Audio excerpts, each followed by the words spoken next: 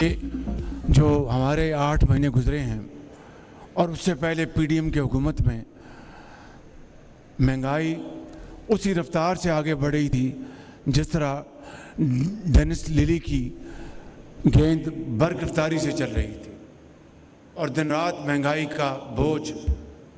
اور مجھے میرے ساتھی کہیں کہ شہباز شریف صاحب ویل ڈن، تکڑے رہیں، کھڑے رہیں، تو مجھے وہ سلیم الطاف اور اسکیپر انتخاب عالم کا مکالمہ یاد آ گیا.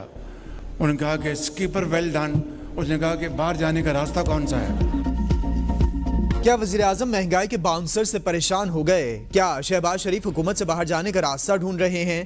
قذافی اسٹیڈیم میں تقریب سے خطاب کے دوران وزیراعظم کی گفتگو نے سننے والوں کو حیران کر دیا.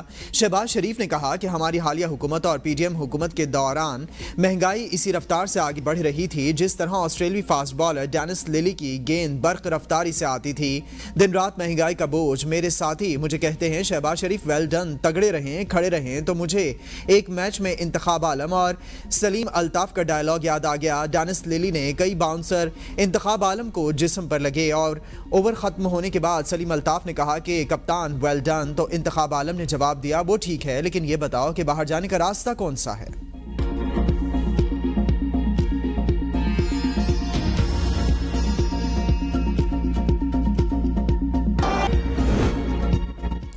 ججز کے خطوط کا سلسلہ جاری. سپریم کورٹ میں نئے ججز کی تقرری روکنے کے لیے 4 ججز کا خط. 26ویں آئینی ترمیم سے متعلق درخواست کا فیصلہ ہونے تک ججز کی تعیناتی روکی جائے. سپریم کورٹ کے 4 ججز کا چیف جسٹس کو خط لکھنے والوں میں جسٹس منصور، جسٹس منیب، جسٹس اطہر منیلا اور جسٹس عائشہ ملک شامل. اسلام آباد ہائی کورٹ میں ججز کے تبادلے اور سینیورٹی لسٹ کا ذکر کرتے ہوئے کہا کہ ایک ہائی کورٹ سے دوسرے ہائی کورٹ میں ججز کا تبادلہ مدت کے تعین کے بغیر نہیں ہو سکتا. ایک ہائی کورٹ سے دوسری ہائی کورٹ میں جانے والے جج کا دوبارہ حلف ضروری ہوتا ہے. تبادلے کے بعد ججز کی سینیورٹی پر فرق نہیں پڑتا. اسلام آباد ہائی کورٹ میں سینیورٹی لسٹ تبدیل ہونے سے سپریم کورٹ میں تعیناتیوں پر فرق پڑے گا. ایک جج جو اپنی اصل ہائی کورٹ سے سپریم کورٹ نہیں آ سکتا، اسلام آباد ہائی کورٹ سے ہو کر سپریم کورٹ آ جائے گا. سپریم کورٹ میں 8 ججز کی تعیناتی سے فل کورٹ کی فارمیشن پر فرق پڑے گا. آئینی بینچ 26ویں ترمیم کے بارے میں درخواستیں فل کورٹ کو بھیج سکتا ہے. 26ویں آئینی ترمیم کے تحت تعینات ہونے والے ججز کی فل کورٹ میں شمولیت متنازع ہو جائے گی. نئے ججز کو فل کورٹ میں شامل کرنے یا نہ کرنے دونوں صورت میں تنازع پیدا ہوگا.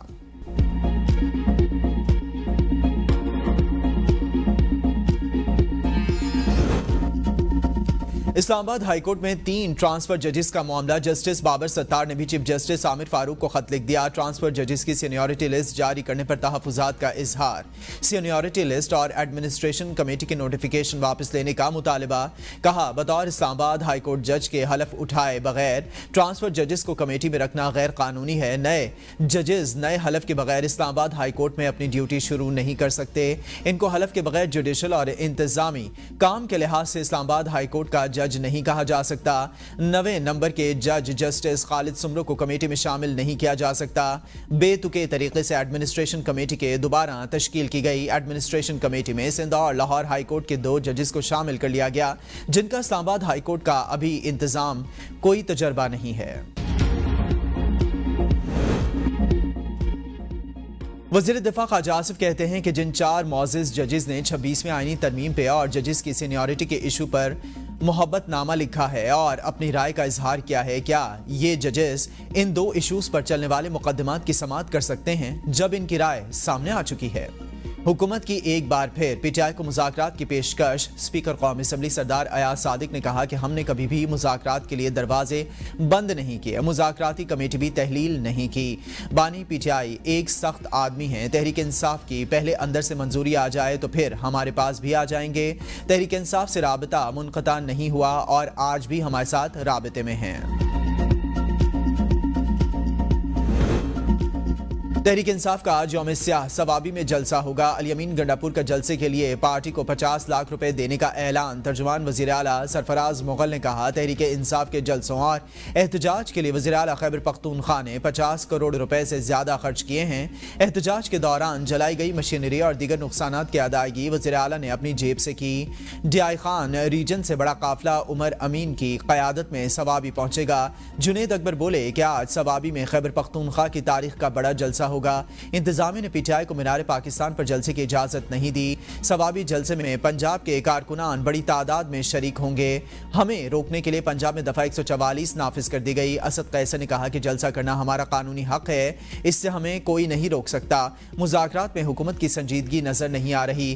ہمارا چھینا گیا مینڈیٹ ہمیں واپس دیا جائے۔ ہم اپوزیشن کو اکٹھا کر رہے ہیں۔ ڈونلڈ ٹرمپ سے ہمیں کوئی توقع نہیں، ہم صرف اپنی عوام کی طرف دیکھ رہے ہیں۔ رؤف حسن کہتے ہیں کہ لاہور میں جلسے کی اجازت نہیں دی گئی۔ آج PTI کا جلسہ ثوابی میں ہو رہا ہے۔ اصل طاقت کسی اور کے پاس ہے۔ مسائل کا حل وہی کر سکتے ہیں جن کے پاس طاقت ہے۔ لانگ مارچ کے حوالے سے کوئی معلومات نہیں۔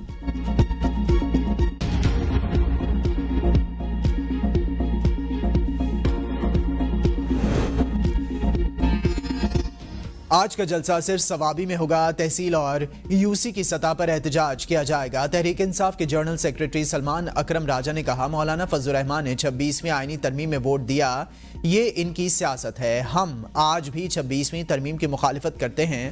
ہمیں امید ہے مولانا فضل الرحمان عوام کے ساتھ کھڑے ہوں گے۔ عوام اس فسطائیت کے خلاف ہیں، عدلیہ پر ہونے والے ہر حملے کی مخالفت کریں گے۔ جو جہاں تک ہمارا ساتھ دے سکتا ہے وہ دے۔ PTI پرام طریقے سے احتجاج نہیں کرتی۔ وزیر اطلاعات عطا اللہ تارڑ کا ABN نیوز کے پروگرام ڈیبیٹ ایٹ 8 میں اظہار خیال، کہتے ہیں کہ مولانا زیرک سیاستدان ہیں جو فیصلہ کریں گے پاکستان کی بہتری کے لیے کریں گے۔ PTI والے انتشار کا شکار ہیں، ملک میں افراتفری چاہتے ہیں۔ تحریک انصاف ٹوٹ پھوٹ کا شکار ہے۔ پارلیمان بالادست ادارہ ہے، آئین میں ترمیم کرنے کا مجاز ہے، اس میں سازش کرنے والی بات کرنا ٹھیک نہیں۔ پیکا ایکٹ میں کوئی ایک متنازع شق نہیں جس پر اعتراض ہو۔ ٹریبیونل میں جج کے ساتھ ایک صحافی کا بیٹھنا ایکٹ کے حوالے سے مزید بہتری کے لیے اقدامات کر رہے ہیں۔ مسلم لیگ نون کو ووٹ کو عزت دو کے بیانیے پر قائم رہنا چاہیے تھا۔ شاہد خاقان عباسی کہتے ہیں کہ مسلم لیگ نون بیانیے سے پیچھے ہٹی تو الیکشن سے دستبرداری کا اعلان کیا۔ آئین و قانون کی بالادستی، ووٹ کو عزت دو کی سوچ ہونی چاہیے۔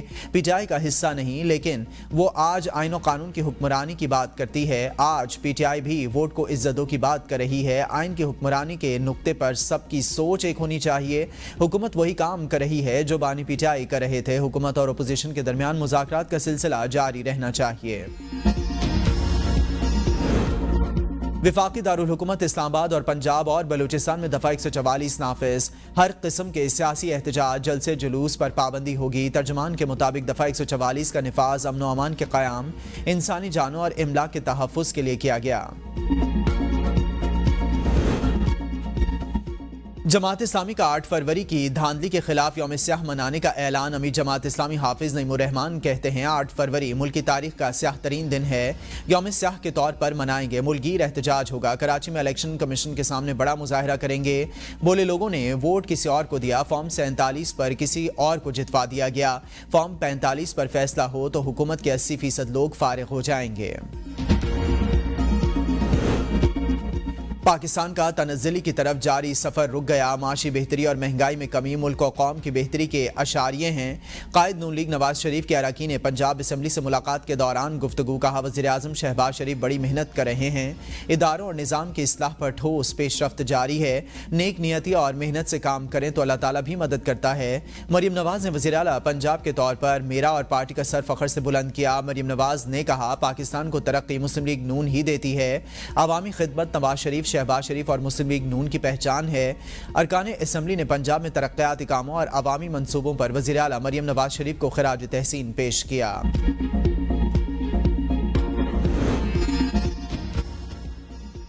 پاکستان کے لیے بیرونی فائنینسنگ کا حصول ایک بڑا چیلنج بن گیا۔ فش کی رپورٹ کے مطابق پاکستان کے زر مبادلہ کے ذخائر میں بہتری کے باوجود رواں مالی سال کے دوران پاکستان کی بیرونی فائنینسنگ کی ضروریات نمایاں رہیں گی۔ پاکستان کو مالی سال 2025 میں 22 ارب ڈالر سے زیادہ کا بیرونی قرض ادا کرنا ہوگا، جس میں تقریباً 13 ارب ڈالر کے دو طرفہ ذخائر بھی شامل ہیں۔ رپورٹ کے مطابق جنوری 2025 میں مہنگائی کم ترین سطح 2.4% سالانہ پر رہی۔ ترسیلات زر میں اضافہ ہوا۔ ایگریکلچر برآمد کی وجہ سے کرنٹ اکاؤنٹ 1.2 ارب ڈالر سے سرپلس رہا۔ پاکستان موسمیاتی تبدیلی سے سب سے زیادہ متاثرہ ملکوں میں شامل ہے۔ پاکستان کو غیر معمولی موسمیاتی تباہ کاریوں کا سامنا ہے۔ وزیر اعظم شہباز شریف کا موسمیاتی تبدیلی سے متعلق بین الاقوامی کانفرنس پاکستان سے خطاب، کہا کہ پاکستان کی کاربن کے اخراج کی شرح 1% سے بھی کم ہے۔ شدید سیلاب، گلیشیئر کے تیزی سے پگھلاؤ، شدید گرمی کی لہر کا سامنا کرنا پڑتا ہے۔ 2 سال قبل شدید سیلاب کے باعث تباہی کا سامنا کرنا پڑا۔ سیلاب سے 1700 افراد جاں بحق، 3 کروڑ 30 لاکھ سے زیادہ متاثر ہوئے۔ پاکستان سمیت دنیا بھر کو موسمیاتی تبدیلیوں سے شدید خطرات لاحق ہیں۔ موسمیاتی تبدیلی پالیسی پر مضبوط فریم ورک بنائے۔ فریم ورک کا ہونا ہی کافی نہیں، ان پر عمل درآمد بھی ضروری ہے۔ بنگلہ دیشی نیول چیف ایڈمرل محمد نظم الحسن کی army chief general Syed Asim Munir اور chairman joint chiefs of staff committee general Sahir Shamshad Mirza سے الگ الگ ملاقات، باہمی دلچسپی کے امور، علاقائی سلامتی اور دفاعی تعاون پر تبادلہ خیال کیا گیا۔ ملاقات کے دوران دو طرفہ دفاع اور سیکیورٹی تعاون کو بڑھانے پر اتفاق کیا گیا۔ آرمی چیف سے مالدیپ کے چیف آف ڈیفنس فورسز نے بھی ملاقات کر کے دو طرفہ تعاون اور دفاعی تعاون، علاقائی سلامتی سمیت باہمی دلچسپی کے امور پر تبادلہ خیال کیا۔ 190 ملین پاؤنڈ کے نیب کی درخواست پر وزارت داخلہ متحرک، 4 ملزمان کا پاسپورٹ بلاک کرنے کے بعد ریڈ وارنٹ کے لیے انٹرپول کو مراسلہ ارسال۔ وزارت داخلہ نے 4 اشتہاری ملزمان ملک ریاض، علی ریاض، شہزاد اکبر اور فرح شہزادی کے پاسپورٹ منسوخ کر دیے تھے۔ نیب نے 28 جنوری کو ملزمان کے پاسپورٹ منسوخ کرنے اور واپس لینے کے لیے وزارت داخلہ کو خط لکھا تھا۔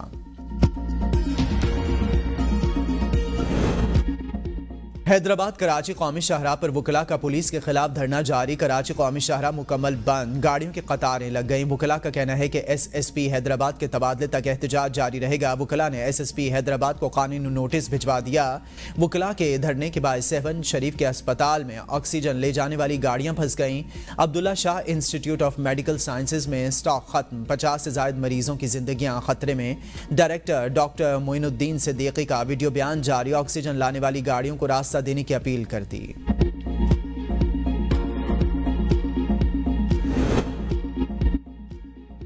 بجلی بلوں میں فیول پرائس ایڈجسٹمنٹ سرچارجز کے خلاف جماعت اسلامی کی درخواست سماعت کے لیے منظور۔ جسٹس حسن اظہر رضوی نے ریمارکس دیے، لائن لاسز کی بڑی وجہ بجلی چوری ہے۔ بجلی کے بلوں میں وصول ٹیکسز خزانے میں جاتے ہیں، قیمتوں پر نیپرا میں سماعت بھی ہوتی ہے۔ جماعت اسلامی نے کبھی نیپرا سماعت کے دوران اعتراض اٹھایا۔ وکیل نے کہا کہ ہماری درخواست مختلف نوعیت کے سرچارجز اور ایف اے ڈی کے خلاف ہے۔ عدالت کا جماعت اسلامی کی درخواست کو آئی پی پیز کیس کے ساتھ سننے کا فیصلہ۔